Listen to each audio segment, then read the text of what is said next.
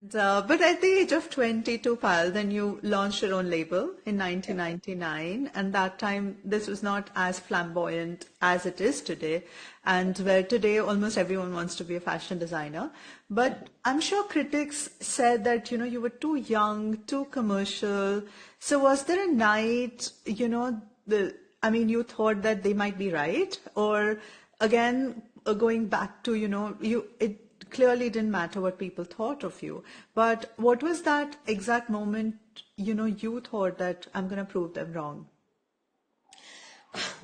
It's very I mean, it's a lovely question, but uh, uh, I think I have some kind of innate confidence, which I think the world tends to shake all the time. Like, you're as a child, you're born with this naive, like innocence and, kind of confidence, which along the way, the world kind of shapes. It's not who Yeah. you are.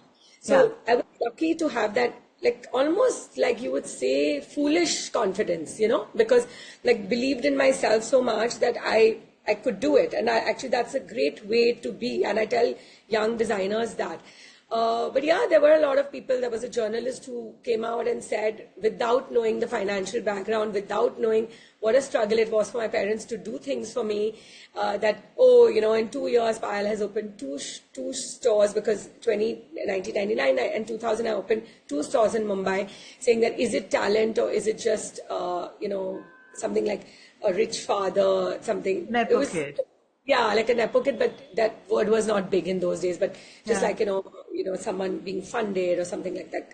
It was so far from the truth. And that's the first time I realized that everything you read in the news is not true.